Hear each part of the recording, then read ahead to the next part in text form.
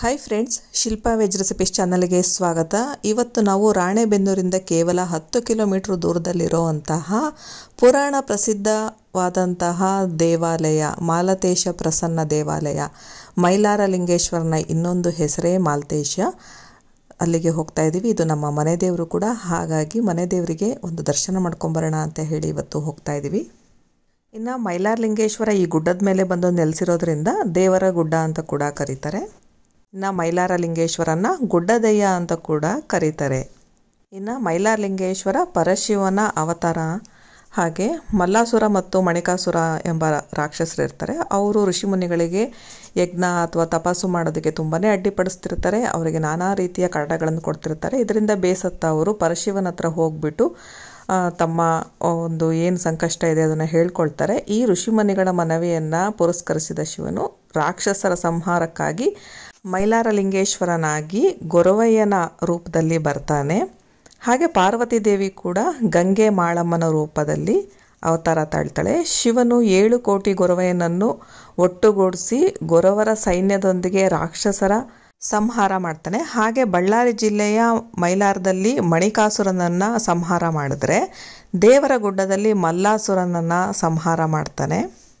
ಹಾಗೆ ಈ ರಕ್ತ ಏನು ಈ ರಾಕ್ಷಸರ ರಕ್ತ ಇದೆಯಲ್ಲ, ಹೋರಾಟ ಮಾಡುವಾಗ ಸಂಹಾರ ಮಾಡುವಾಗ ಅದು ನೆಲಕ್ಕೆ ಬೀಳ್ದಂಗೆ ಪಾರ್ವತಿ ದೇವಿ ಗಂಗಾ ಮಾಳಮ್ಮ ರೂಪ ತಾಳ್ಬಿಟ್ಟು ಅವರ ನಾಲಿಗೆಯನ್ನು ಹೊರಚಾಚಿ ರಕ್ತ ಒಂದು ಹನಿ ಕೂಡ ಬೀಳ್ದಂಗೆ ಭೂಮಿ ಮೇಲೆ ರಕ್ತ ಹೀರಿ ಮೈಲಾರ ಲಿಂಗನಿಗೆ ಸಂಹಾರ ಮಾಡೋದಕ್ಕೆ ಸಹಕಾರ ಕೂಡ ಮಾಡ್ತಾರೆ. ಇನ್ನು ದೇವಸ್ಥಾನದಲ್ಲಿ ಎಂಟ್ರೆನ್ಸಲ್ಲಿ ನೋಡ್ತಿರ್ಬೋದು ಗೊರವಯ್ಯ ಹೇಗಿರ್ತಾರೆ ಅಂತ ಹೇಳಿ ಗೊತ್ತಾಗುತ್ತೆ. ಅವರು ಕಂಬಳಿನ ಹೊತ್ಕೊಂಡಿರ್ತಾರೆ, ಡಮರುಗ ಇಟ್ಕೊಂಡಿರ್ತಾರೆ, ಹಾಗೂ ಭಂಡಾರ ಹಚ್ಕೊಂಡಿರ್ತಾರೆ, ತ್ರಿಶೂಲ ಕೂಡ ಇಟ್ಕೊಂಡಿರ್ತಾರೆ. ದೇವಸ್ಥಾನದ ಒಳಗಡೆ ಬಂದರೆ ಈ ರೀತಿ ಕಾಣಿಸುತ್ತೆ. ಇನ್ನು ಅಲ್ಲಿ ನೋಡ್ತಾ ಇರ್ಬೋದು ಮೈಲಾರ ಲಿಂಗೇಶ್ವರ ಹಾಗೂ ಗಂಗೆ ಮಾಳಮ್ಮ ದೇವಿಯ ಧರಿಸುತ್ತಿರುವಂತಹ ಸ್ಲಿಪ್ಪರ್ಸ್ಗಳು ಈಗಲೂ ಕೂಡ ಪ್ರತಿ ವರ್ಷ ಇದನ್ನು ಚೇಂಜ್ ಮಾಡ್ತಾರೆ. ಅದು ಸೌದಿರುತ್ತೆ ಕೂಡ, ಪ್ರತಿ ವರ್ಷ ದಸರಾ ಟೈಮಲ್ಲಿ ಚೇಂಜ್ ಮಾಡ್ತಾರೆ ಅಂತ ಇಲ್ಲಿ. ಇನ್ನು ಈ ಸೈಡು ವ್ಯೂ ಕೂಡ ತುಂಬ ಚೆನ್ನಾಗಿ ಕಾಣಿಸುತ್ತೆ. ಇನ್ನು ಇಲ್ಲಿ ನೋಡ್ತಾ ಇರ್ಬೋದು ನಾಗಪ್ಪ ಇದೆ. ಇಲ್ಲಿ ಏನಾದರೂ ನಿಮಗೆ ಸ್ಕಿನ್ನಿಗೆ ಅಲರ್ಜಿ ಆಗಿದ್ದರೆ ಉಪ್ಪನ್ನು ಹಾಕಿ ಕಾಯಿ ಹೊಡೆದು ಹೋಗ್ತಾರೆ, ಸ್ಕಿನ್ ಅಲರ್ಜಿ ಎಲ್ಲ ಕಡಿಮೆ ಆಗುತ್ತೆ ಅಂತ. ಇನ್ನು ದೇವಸ್ಥಾನದೊಳಗಡೆ ಈಗ ಎಂಟ್ರೆನ್ಸ್ ಈ ಸೈಡಿಂದ ಹೋಗ್ತಾ ಇದ್ದೀವಿ.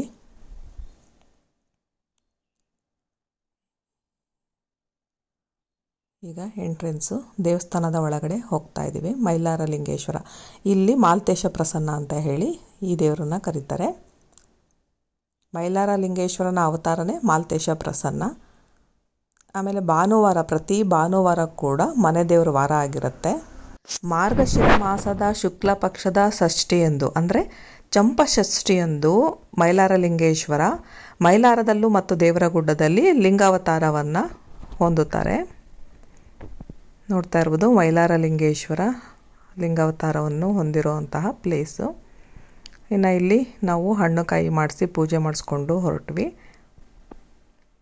ನೆಕ್ಸ್ಟ್ ಈಗ ಗಂಗೆ ಮಾಳಮ್ಮ ದೇವಸ್ಥಾನಕ್ಕೆ ಹೋಗ್ತಾ ಇದ್ದೀವಿ. ಅಂದರೆ ಪಾರ್ವತಿಯ ಅವತಾರ.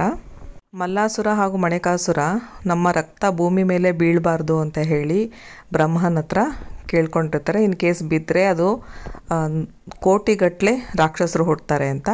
ಹಾಗಾಗಿ ಆ ರೀತಿ ಆಗಬಾರ್ದು ಅಂತ ಗಂಗೆ ಮಾಳಮ್ಮನ ಪರಶಿವ ಆಜ್ಞೆ ಕೊಟ್ಟು ಭೂಮಿಗೆ ಕರೆಸಿ ಈ ರೀತಿ ರಕ್ತ ಬೀಳ್ದಾಗೆ ರಕ್ತ ಹೀರೋದಕ್ಕೆ ಅಂತಲೇ ಇಲ್ಲಿ ಕಳಿಸ್ತಾರೆ. ಇನ್ನು ಇಲ್ಲಿಂದ ವ್ಯೂ ನೋಡ್ತಾ ಇರ್ಬೋದು ಎಷ್ಟು ಚೆನ್ನಾಗಿದೆ ಅಂತ ಹೇಳಿ. ಪ್ರತಿ ವರ್ಷ ಮಹಾನವಮಿಯಂದು ಕಾರಣಿಕ ಆಚರಿಸಲಾಗುತ್ತೆ. ಮೈಲಾರದಲ್ಲಿ ಮೊದಲ ಕಾರಣಿಕ ಆದರೆ ಎರಡನೇ ಕಾರಣಿಕ ದೇವರಗುಡ್ಡದಲ್ಲಾಗುತ್ತೆ. 26 ಅಡಿ ಎತ್ತರದ ತುಪ್ಪ ಸವರಿದ ಬಿಲ್ಲಿನ ಮೇಲೆ ಹತ್ತಿ ಕಾರಣಿಕ ನುಡಿತಾರೆ. ನೋಡ್ತಾ ಇರ್ಬೋದು ಬಿಲ್ಲಿಲ್ಲಿ ಕಾಣಿಸ್ತಾ ಇದೆ, ಇಲ್ಲಿ ಇಟ್ಟಿದ್ದಾರೆ. ಇದು ದೇವರಗುಡ್ಡದಲ್ಲಿ ನಡೆಯುವಂತಹ ಕಾರಣಿಕಕ್ಕೆ ಉಪಯೋಗಿಸುವಂತಹ ಬಿಲ್ಲಾಗಿರುತ್ತೆ. ಬಿಲ್ಲಿನ ದೇವಸ್ಥಾನ ಅಂತಲೇ ಮಾಡಿದ್ದಾರೆ ಇಲ್ಲಿ. ಇನ್ನು ಇಲ್ಲಿ ನುಡಿದಂತಹ ಕಾರಣಿಕ ಯಾವಾಗಲೂ ಕೂಡ ನಿಜ ಆಗಿದೆ. ಇನ್ನು ಈ ವರ್ಷದ ಕಾರಣಿಕ ತುಂಬಿದ ಕೊಡ ತುಳುಕುತ್ತಲೇ ಪಾರಕ್ ಅಂತ ಹೇಳಿದ್ದಾರೆ. ಇನ್ನು ಈ ವರ್ಷ ಮಳೆ ಬೆಳೆ ಎಲ್ಲ ಚೆನ್ನಾಗಾಗತ್ತೆ ಅಂತ ಶುಭ ನುಡಿದಿದ್ದಾರೆ. ಇನ್ನು ಈ ವಿಡಿಯೋ ನೋಡಿದ್ದಕ್ಕೆ ಎಲ್ರಿಗೂ ಕೂಡ ಧನ್ಯವಾದಗಳು. ನಿಮಗೂ ಕೂಡ ಶುಭವಾಗಲಿ ಫ್ರೆಂಡ್ಸ್. Thank you.